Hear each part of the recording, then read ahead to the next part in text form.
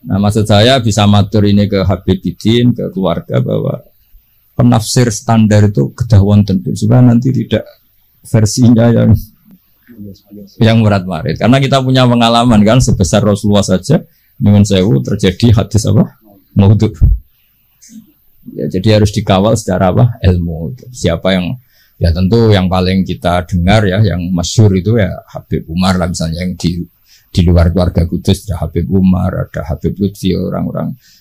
Tapi apapun itu kita ini juga membantu secara fikih dalam menafsirkan itu bahwa ketika beliau dekat dengan Umarok tidak untuk hadun nafsi, tidak untuk jam'il mal, tidak untuk menang-menangan, tidak untuk jam'il mal, tapi untuk limaslahatil amah, untuk kemaslahatan apa bersama, untuk umum.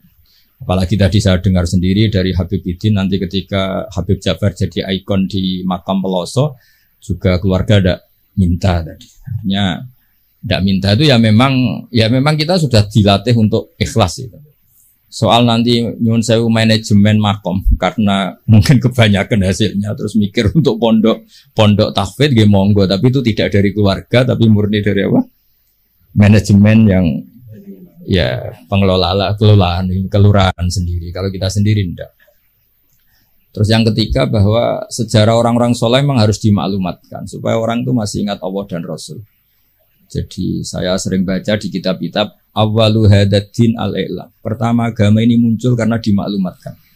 Sehingga Rasulullah ketika rawuh Dawi Gua Hira, beliau pertama itu naik gunung Sofa terus memaklumatkan kalau beliau itu nabi dengan semangat asyhadu alla ilaha illallah wa asyhadu anna muhammadar rasulullah. Nah, Habib Ja'far dengan segala keterkenalan majdzubnya, beliau ngendikan tuh mesti diulang-ulang syahadat wali-wali yang sudah kabundut. Mungkin kalau Anda dengarkan itu mungkin biasa. Mungkin karena ada wali itu yang jelas itu. Kedua ada ahli fikih. Tapi kita yang ahli fikih itu ngerti. Wali-wali yang sudah kabundut kalau nggak disebut lagi ya lupa, apalagi artis. Cuma Habib Ja'far caranya seperti itu. Beliau sering memberi hadiah Fatihah. Karena orang sekarang itu belanja demi belanja gambarnya artis, lihat film dan apalnya tokoh-tokoh film sampai yang di luar negeri juga hafal. Tapi wali-wali yang sudah kabudut dah hafal. Nah, semangat beliau menyebut itu tuh ada filosofinya. Itu yang nggak wali pasti tidak paham, yang nggak ahli fikih yang nggak paham, malah geremeng kadang. Bulan baleni maksudnya ini serabakat soleh lah yang seperti ini semoga tobat kan. Jadi itu ada teorinya. Quran sendiri ceritanya juga yang diulang-ulang. Jadi itu ada filosofinya. Itu kan sama dengan semua kiai meskipun monoton selalu bilang wa ala alihi wa sahbihi ajmain. Kata ajmain ini penting karena ciri khas ahli sunnah itu menghormati semua sahabat. Kata wa alihi juga penting karena ciri khas ahli sunnah itu menghormati alun nabi. Makanya kata Basim Asy'ari wa nuhibbu ahlal bait wa nu'azzimu ahlal bait wa nu'azzimu jami'a ashabi Rasulillah. Ciri khas kita ahli sunnah dalam menghormati ahlul bait, memuliakan ahlul bait dan menghormati semua sahabat. Jadi kalimat ini seakan-akan diulang-ulang wa ala alihi washabihi ajmain, tapi ini maklumat sebuah akidah, maklumat sebuah ciri khas. Lah nanti kalau bangun makom juga diniati gini, ini maklumat bahwa bangsa kita menghormati wali, menghormati habib, bukan gagah-gagahan terus seperti itu enggak. Ma'adzallah min dzalik itu enggak akan, tapi sebagai ikon kita bangga, kita tabahi kalau dalam bahasa Arab dengan eksistensi Habib Ja'far. Jadi saya beberapa kali dengarin beliau ketika dengan Pak Jokowi, dengan Gus Ali, dengan Mbah Mun, terus terakhir dengan saya di sini kenangan saya. Itu harus difekihkan. Jadi ketika beliau ke sini biasanya dikawal dari Mapolda. Dari Mapolda kemarin saya juga melihat acara pemakaman. Saya pas itu baru datang dari Situbondo. Jadi semua itu harus difekihkan. Sehingga dalam fikih misalnya dijelaskan ketika Nabi nyurati raja-raja itu ila maliki qaisar, ila malikir rum, ila qaisar. Itu kata ulama-ulama, Nabi itu ngakui jabatan dunia. Buktinya raja-raja juga oleh Nabi dipanggil malik, dipanggil apa? Raja. Jadinya Nabi kerso, apa ngakui eksistensi hukum yang sedang apa? Yang sedang berlaku. Ya tentu tidak, yang tidak yukhalif ya tidak bertentangan dengan syariat. Jadi saya mohon pilihan-pilihan beliau dekat dengan Kapolri, Presiden, terdekat dengan umara.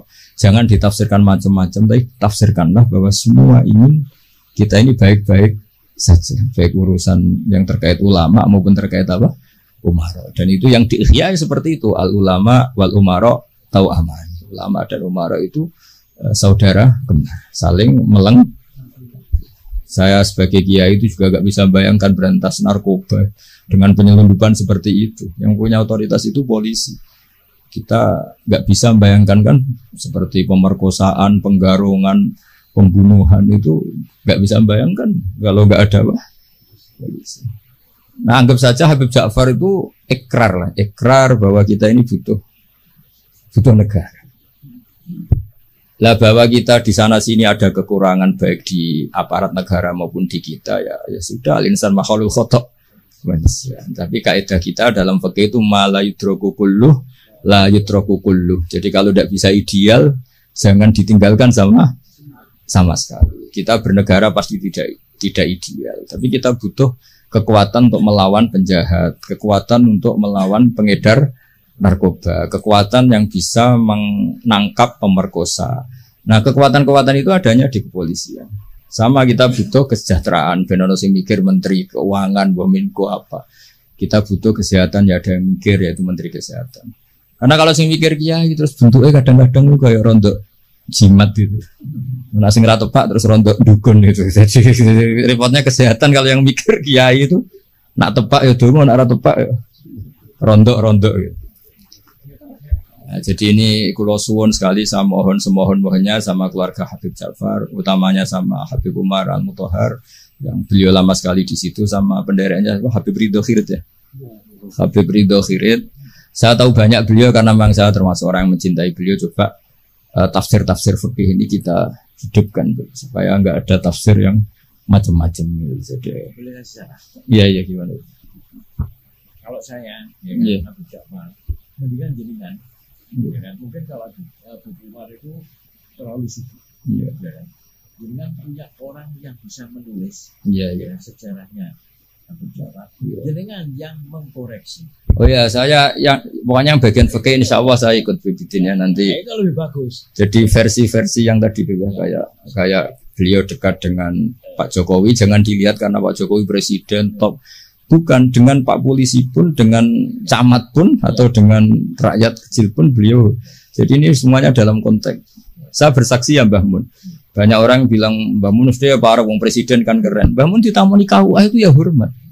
Ditamoni polisi, tentara yang kopral pun hormat. Cuma orang-orang hasut ngiranya agak tunggale nak para kebek presiden. Tapi kita kan bersaksi sebenarnya kan dengan siapapun beliau juga hormat. Jadi nanti istilahnya kalau di buku sekarang itu testimoni. Jadi nanti yang kesaksian Habib Umar ke monggo, bikin monggo. Tapi nanti semua itu dikawal secara fikih. Karena kalau dikawal fikih ini awet. Saya beri contoh ya betapa pentingnya fikih. Rasulullah Shallallahu Alaihi Wasallam itu kalau dahar itu sering di luar rumah.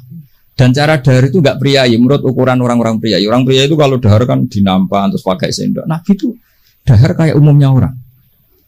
Tapi itu dianalisis sampai ada orang lewat tuh ini ngaku Nabi kok cara makan seperti itu. Tapi kata ulama-ulama itu penting sekali. Karena Nabi jadi Nabi setelah kecelakaan orang seperti Nabi Isa dituhankan. Jadi Nabi Isa itu saking sempurnanya, saking lembah lembutnya, justru kecelakaan dianggap Tuhan. Sehingga trauma dari itu Nabi itu sak urip-uripe, sak gesang-gesang menunjukkan kalau dia seorang manusia. Nanti sholat patang rokaat itu kali rokaat ditakdir dilupakan sama Allah supaya kelihatan basyariahnya. Jadi ini harus dibaca secara fikih. Sama misalnya kita melihat orang alim alama atau habib wali kok mangan di warung, itu bentuk penghormatan pada wong cilik. Tapi kalau yang nafsiri orangnya gak ngerti fikih, dianggap nak dalam pura agak apa dianggap beda bakule ribet kan. Jadi penafsiran ini penting sekali. Nah, akhirnya di ulama-ulama kenapa Nabi dahar di depan umum?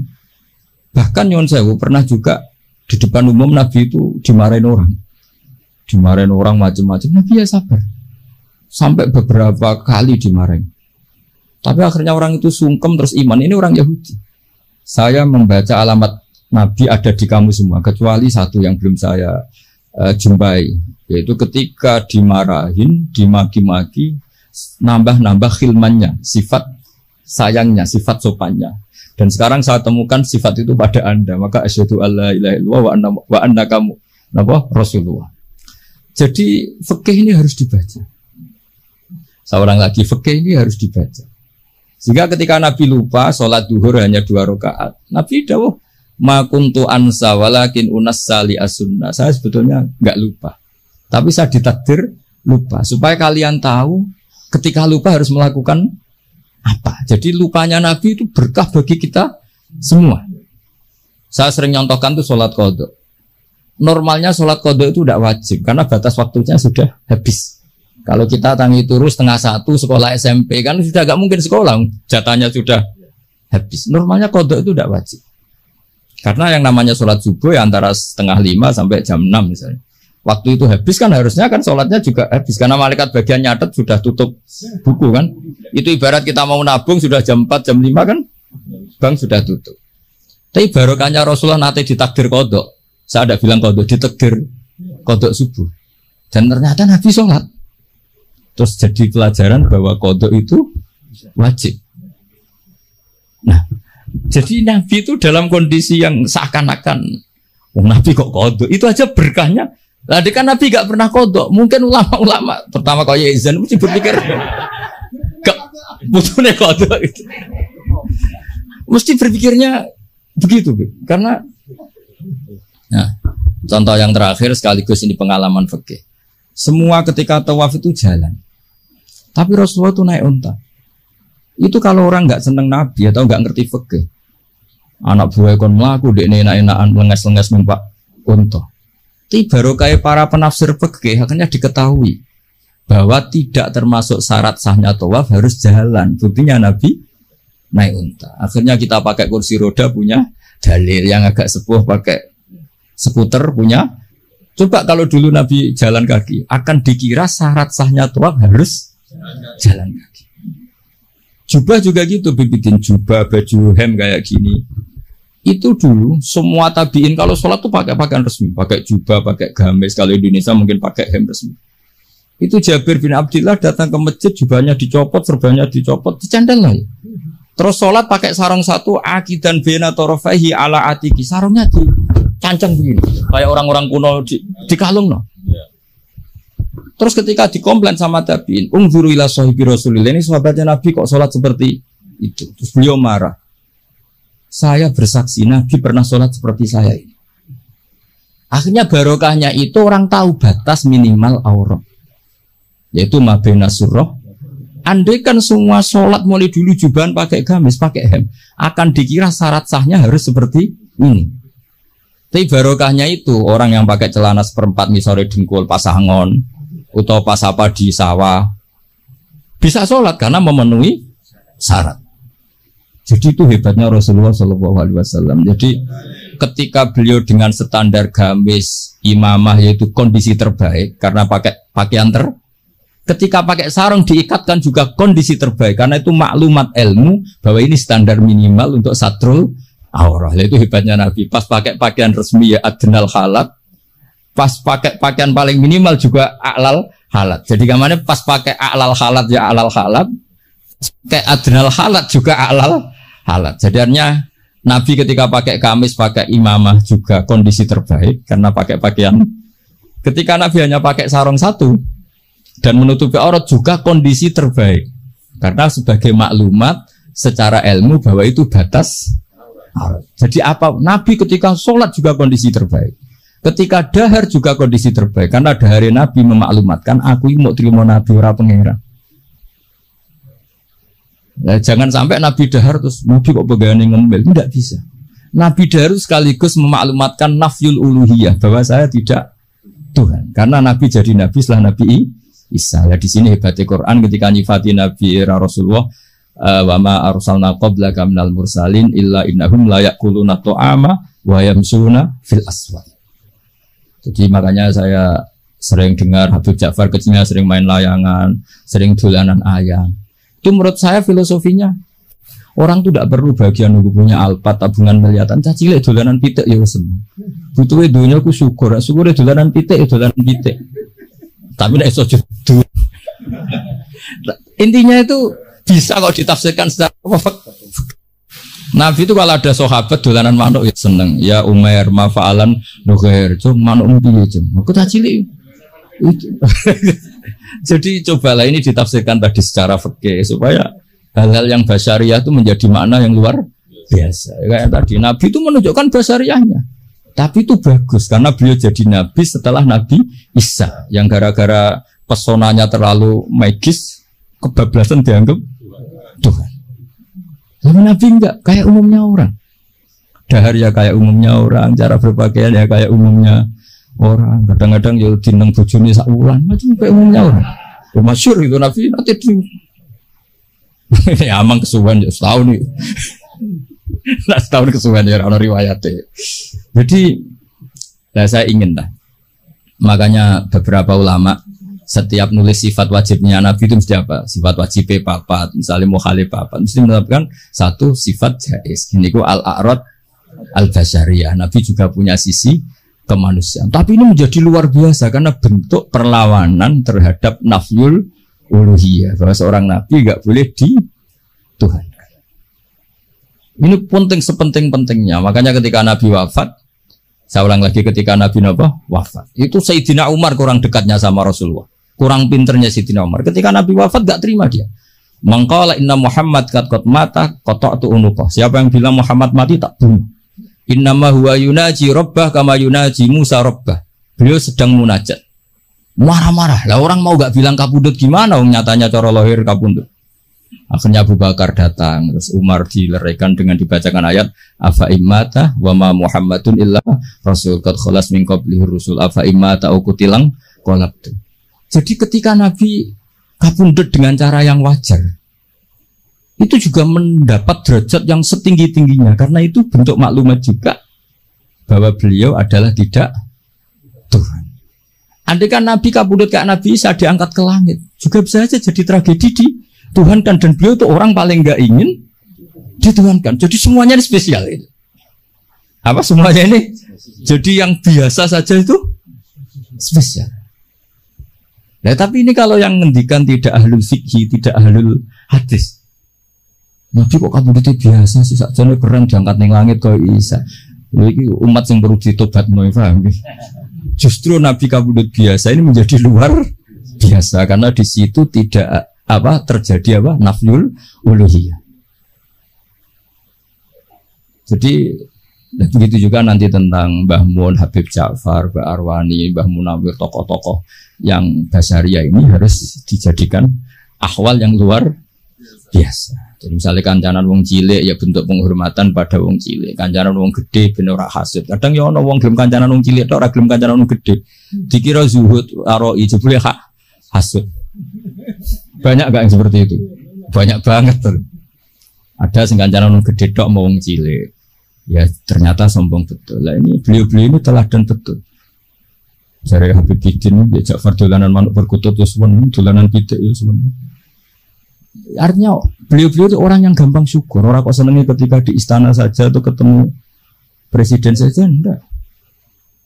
Ya jadi kalau suwun lah nanti saya ikut bantu testimoni ya saya itu yang spesial fikih lah ya. Jadi supaya sesuai porsi masing-masing. Jadi nanti Habib Umar sesuai pengalaman beliau, begitu juga Habib Ridho Khirid pengalaman beliau, nanti Amang juga bantu, terutama ya Bidin. Saya semohon-mohonnya semua ini ditafsirkan menurut kapasitas fikih sana, menurut kapasitas fikih.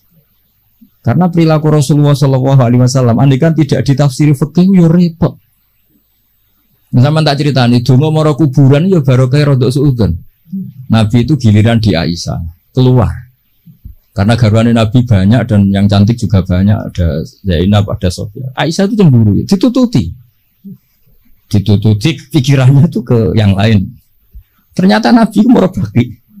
Semua bagi terus Nabi ngintikan assalamualaikum darokah. Jadi itu riwayat berdasar cemburu, berdasar rodok suudon. Tapi barokah itu ada riwayat Assalamualaikum daro kaum mukminin. Terus akhirnya Aisyah balik. Oh, jebule ngono to. Ya sik aman. Jadi sholat tahajud juga gitu. Betapa Rasulullah itu orang yang luar biasa. Ketika sare jatah ning Aisyah. Kenangannya Aisyah hatta massa jildi jildah. Tapi Aisyah yang cantik itu perawan.